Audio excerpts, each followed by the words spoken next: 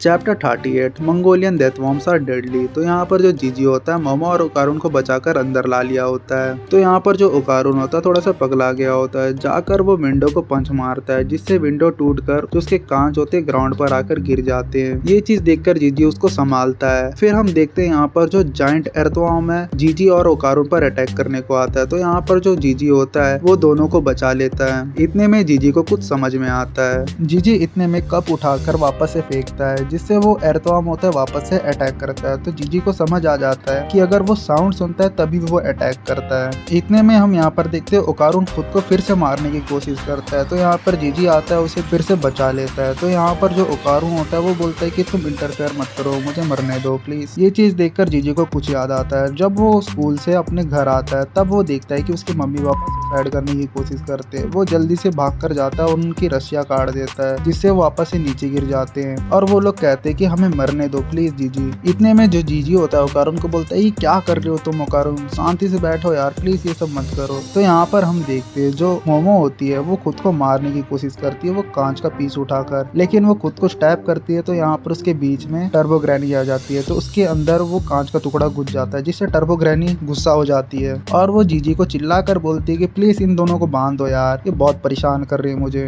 इतने में जो जीजी होता है मोमो और ओकारुन को बांध देता है और वो टर्बो ग्रैनी से पूछता है कि ये सब क्या हो रहा है, मुझे कुछ समझ नहीं आ रहा है। तो यहाँ पर जो टर्बो ग्रैनी होती है वो बोलती है ये साइकिक वेव्स है, ये जो साइकिक वेव्स है वो अर्थवॉर्म रिलीज कर रहा है जिसके वजह से जो भी इस घर के अंदर है वो खुद को मारना चाहते हैं। इतने में जो जीजी होता है का मतलब ये सब इसकी गलती है, इसके वजह से मेरे पेरेंट्स खुद को मारना चाहते थे। इतने में जो जीजी होता है वो टर्बो ग्रैनी से पूछता है कि लेकिन मैं ठीक कैसे हूँ। तो यहाँ पर जो टर्बो ग्रैनी होती है वो बोलती है तुमने अभी तक नोटिस नहीं किया। तो हम यहाँ पर देखते हैं जीजी के पीछे से एक स्पिरिट आता है जो कि कांच के टुकड़े पिक करता है और मोमो के ऊपर फेंकता है, जिसको देखकर अपना जीजी उसके बीच में आ जाता है और उस अटैक को रोक देता है और खुद इंजर्ड हो जाता है। साउंड सुनकर वहाँ पर जो जाइंट अर्थवॉर्म आ जाता है और वो उन पर अटैक करने की कोशिश करता है। इतने में जो मोमो होती है उसके सामने जो स्पिरिट होता है वो आ जाता है और मोमो को मारने की कोशिश करता है और टर्बो ग्रैनी को पकड़ लेता है। फिर जो स्पिरिट होता है वो स्टैब करने ही वाला था, उसके बीच में जीजी आ जाता है। तो वो ग्लास का पीस होता है वो जीजी के हाथ में घुस जाता है जिसकी वजह से उसे बहुत पेन करता है। लेकिन वो क्या करता है ओकारुन और मोमो को उठाता है वहाँ से और टर्बो ग्रैनी को भी लेता है और वहाँ से जल्दी से भागने लग जाता है। इतने में हम देखते हैं जो जाइंट अर्थवॉर्म है वो पूरा रूम को तहस नहस कर देता है और वहाँ से जीजी बाहर निकल जाता है। बाहर निकलती उसका पैर सीढ़ी से स्लिप